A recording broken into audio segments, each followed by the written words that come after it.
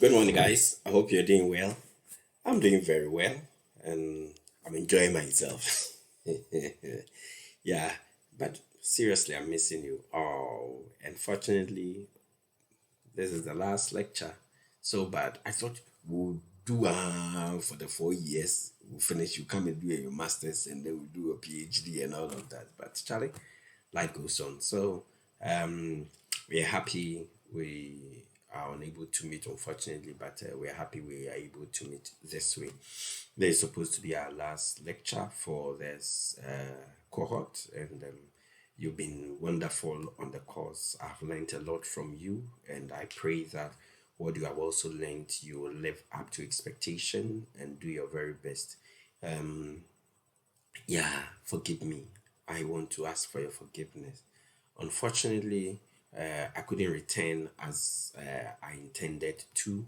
And so the next week lecture that I promised that I was going to be in person in school is unfortunately not going to come on. I'm very sorry. Please forgive me. I'm extremely sorry about it, but there's very little I can do. Something came up over here, and so I've had to stay a little longer. But what I would do is that I would rather set up a Zoom meet and what do you call a Google Meet meeting on Tuesday. So Tuesday I'll set up a Google Meet meeting with you. Should we do 10? Yeah, I think Tuesday 10 will be fine. So Tuesday 10 for just a few minutes we'll just be online. We'll talk about the exam, the nature of it, what is expected of you, and all the issues thereof. I'm sure by now you know the date and you're already considering it. So please do forgive me for my inability to come, but it's all well and good. But we'll do our best and what you could give you the necessary pep talk so that you can do very well. And I'm without a doubt that many of you are going to do very well as you've already been doing. And so just take things cool and then let's see how things goes. Sure.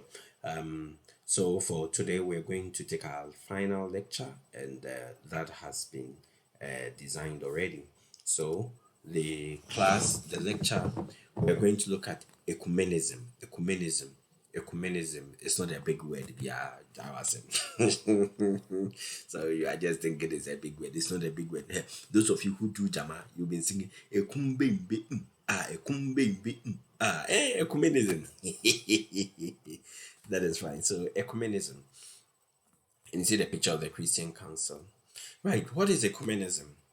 Ecumenism is from the Greek word economia, economia, which means inhabited world, inhabited world. So largely, ecumenism is more to do with the coming together of various denominations and various church traditions. Yeah. So, and we are saying that in the early church, when issues of controversial nature came up with threats which threat the unity of the church, a meeting of bishops every part of the world was called to settle them. So, if you would recall from our first or second lecture, we spoke about the First Jerusalem Council. So that you see, in the church, sometimes there are certain problems that come out that it's a bit difficult and you need concerted effort. All the Christians may have to come together, irrespective of their tradition, being Catholic, being Protestant, being Pentecostal, being Orthodox. They all come together and then they stage a common position. You see, when they do that, we say that that is ecumenical meeting. And if you would recall, we spoke about the First Jerusalem Council when Paul went on his first missionary journey, and after he returned, there were some problems. And so, for instance, they are coming together of all the leaders of the church as an ecumenical meeting. We have also said that the case of Arianism and some heretic movement in the early church called for certain councils, so that you have the Council of Nicaea, you have what they call a lot of councils that has happened. So when they come together like that, then we say that that is an ecumenical meeting, and so they're coming together to solve common problem or something that threaten the unity of the Christian's faith. Yeah. In current usage, ecumenism basically refers to the issue related to Christian unity and relations between Christians of different denominations, different theological persuasions, or different geographical area. So sometimes even when they have to meet, they may have to travel from other parts, and sometimes they even meet at the world level and to take common what they call stance on issues. And so that is a major issue. For instance, in Ghana, you know that one of the situations where ecumenical bodies have come together is on the issue of LGBT, AAKQ, plus, yeah, mre. Baba! So those areas, the churches would have to come together, and sometimes, particularly in Ghana, with regard to the LGBT, you even have Muslims coming as well, and then traditionalists, all of them coming together to foster unity to fight the common menace. So yeah, ecumenical activities has been a part of world Christian movement. The concept of ecumenism has given rise to many organizations at the international, national, and regional levels.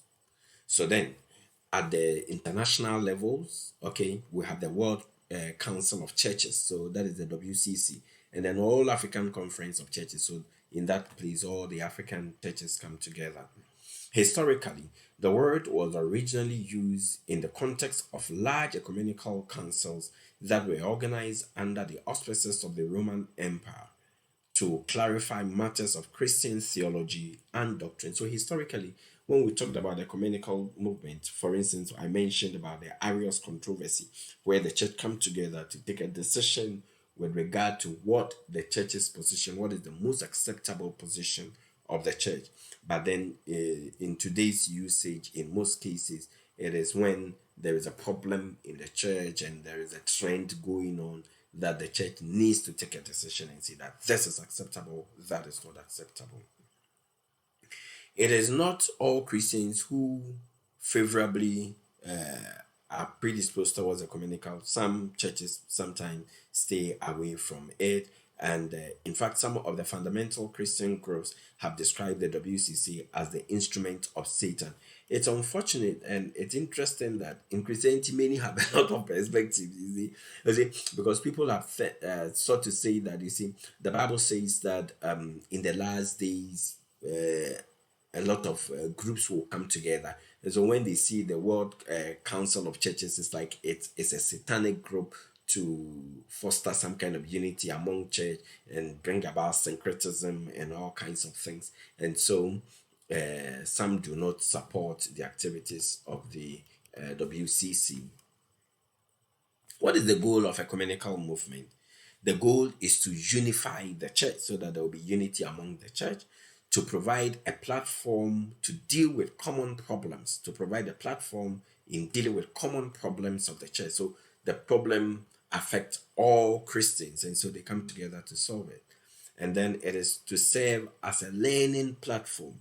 It is to serve as a learning platform. So when they meet, they look at best practices. What are you doing in your church that is helping you? How are you coping with this situation? So they learn about it. In Ghana, there are three levels of ecumenical movements that are organized at the national level, at the local level, and at the grassroots level. Yeah. So let's look at the national level. At the national level, there are ecumenical movements such as the Christian Council of Ghana, and this group is made up of largely the Protestant bodies. And then you have the Ghana Catholic Bishops Conference. So you have the Catholics, so all the bishops in the Catholic bishops, they come together and then they write and they do a lot of things.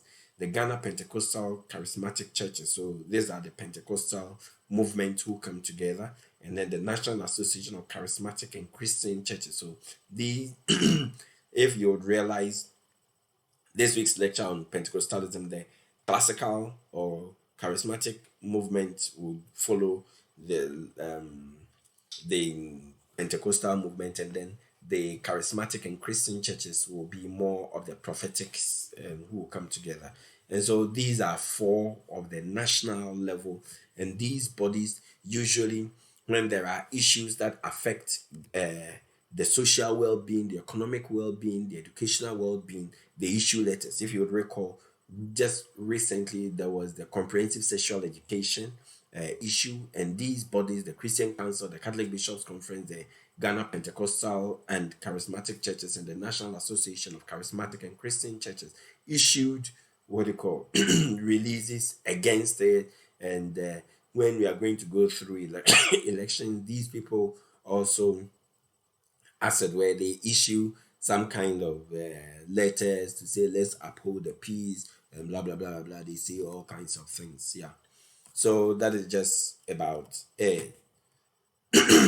So these are their pictures of their leaders. And so when you take the Christian Council, you have the Most Reverend Dr. Paul Boafu of the Methodist Church as their chairman, and then the Reverend Professor Paul from Paul Manso as the president.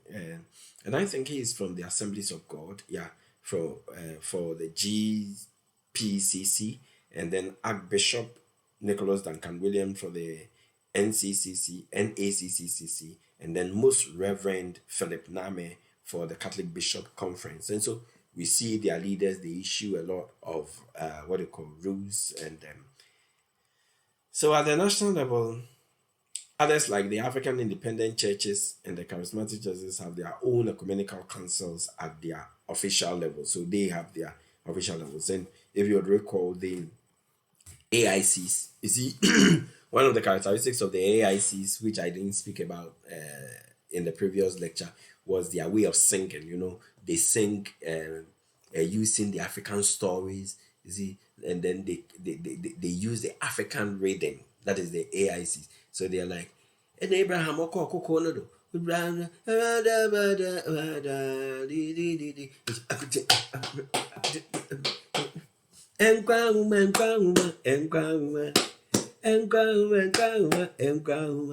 Udiwo mana enkwanwe udiwo mana enkwanwe.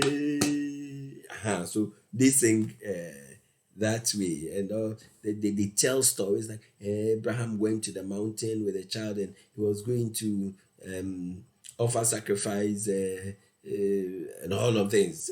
It's an interesting church. They have their own ecumenical movement, and they do their own things by their own selves and all of that. Yeah. Occasionally, the various councils come together to discuss joint issues that are of national importance. Let's look at the local level. National Council disseminates its information through the local levels. The local council of churches, in particular geographical areas, promoting unity of the community. And so, you see, those of you who come from the village, you have the local council of churches. So, in your local vicinity, all the churches, be Presbyterians, Methodists, Anglicans, charismatic churches, they all come together and then they foster the unity and the progress of the society in which they live in. They constitute all churches irrespective of their councils, the councils that they belong. You may belong to a Catholic Bishop Conference, you may belong to the what do you call the Christian Council, may belong to the charismatic, blah blah blah blah. They all come together at that level to foster unity and to think about the progress. Many towns and villages in Ghana have local council of churches which seek to promote Christian unity at the base community level. So, in the localities, these are the such councils are usually formed through promoting by church leaders. So the church leaders will come together. Through the activities of such councils, Christians from different denominations in particular areas join to organize educational programs, teaching, entrepreneurial programs, prayer meetings, and all of those things they do. In certain cases, the council has also mobilized their members of churches for social action like cleanup exercise and all of many other things. So that is just about it. At the grassroots level, there is a form of ecumenism which, though not organized and have no connections with official churches hierarchy, is yet not rivalry. In many Ghanaian communities, there is a phenomenon of active Christian unity which transcends denominational differences. The clearest manifestation of this phenomenon is found with the charismatic movement. They come together and they work. It's not quite official, but they work together and they foster unity. What are some of the features of these, or when they meet?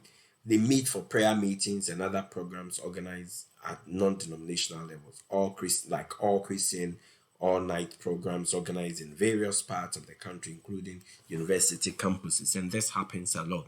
You know, um, this Osofo also Ansa has been going around and organizing all believers all night and blah blah blah blah. So they meet for prayers to seek the welfare of the people and the society. Christians freely visit recognized gifted leaders and so for healing, and it helps so that they can also, if you think that you need counseling, you can come to me even if you are not Methodist. If you think that you need deliverance, you can come to me even if you are not Methodist. Me and me both deliverance can be so it's just about that. So they go to them sometimes for counseling for, and it happens a lot. There are a lot of times where you feel that you need certain persons, and so they come in. Sometimes when they organize revivals and some special activities, they invite other people. The Methodist Church could invite also and stuff from other church, and then they just it just fosters the unity between them to work together. The free use of common worship styles and a type of music preferred as the chorus or gospel music. Such worship styles and music are by the different denominations at their informal meetings. It gives some form of uniformity to current Ghanaian Christianity. You see, sometimes it's interesting, you go to Action Chapel or you go to ICGC and they are singing hymns. Well, because there is unity amongst them. And you come to the Methodist Church and they are singing those songs. Nyankopo yiwa ye, hey, money betty. Money betty one day. The mom will say yes. So you see, all the worship styles, you get it. Sometimes you are even in the Methodist church and they are dancing choreography. It's because of a communism. So there is borrowing, there is learning from one another, blah blah blah blah blah. Yeah, and then shared beliefs in the outward manifestation of the Holy Spirit and miracles, and so they try to learn from each other and impact it in on the congregation connections. It seems what removes the denominational barriers between Christians at the grassroots is a common concern for the attainment of certain goals through the practice of their faith. Such goals include both material and spiritual needs. And so, largely in these ecumenical movement and ecumenical meetings, they help to bring one another together, and then they foster unity and single purpose in their way of doing things. So ecumenism is certainly very important, and it helps for the church to be one and to prepare for the coming of the Lord. Yeah, the coming of the Lord, where you are going to give an account of how you have lived your life. So those of you who are there, you are saying that you won't go to church, you won't give your life to Christ. It's unto you. You give an account and you see whether it is going to be enjoyable. Anyway, so guys, thank you so very much on this course. I've been very pleased with you. I also want to use the opportunity to encourage you to please evaluate us. We beg you, evaluate us. Evaluate us. It's been so wonderful having you on this course. It's been very nice. Let me unofficially take this opportunity to introduce you to my channel. There is a program I run every Wednesday. I call it Ecumensim University. Ecumensim University. I deal with topical issues that bother the youth, and so every Wednesday I do a production for less than about 20 minutes at most, where I touch on topical issues. I think a few months ago I was dealing with sexual perversions, looking at pornography, looking at masturbation, looking at all kinds of behavior. Now I'm dealing with the second coming, and I have done a production over there on fruit of the spirit. So there are a lot you can use to build up your faith and to build yourself up. I want to encourage you, take a ride sometime when you are relaxing. Just watch some of the videos, just learn, and let's prepare ourselves for the kingdom of God. At the end of the day, This world is passing and we have to live right. So I'll just invite you to my channel, The Revive Mind, and be glad to share and subscribe. And sometimes, yeah, share. Come on, share some of my videos with others, and let's learn. After all, it's your means of evangelism. So let's promote the gospel, the kingdom. Okay, let's promote it and see. So you are most welcome, and then take good care of yourself. I'm most grateful to have been with you. I speak a lot of languages. I do Hausa, I do Ewe, I do. Um, my mother is from Asamankese, and so I do latte and all of that. So it's cool. Yami, I'm most grateful to have been with you. It's unfortunate I can't be with you in person because of my travel schedule, but on Tuesday at 10, I'll have a Google Meet with you, a Google Meet that will be live, and we can interact on the exam, and you can ask me all the various questions that maybe you couldn't ask me or you want to interact. But I'm still available. You have my what you call email. You can interact with me, and as much as you know that I try as much as possible to respond to your mails. So take good care of yourself and be good, and make sure that you're preserving yourself. The corona is not gone. The corona is not gone.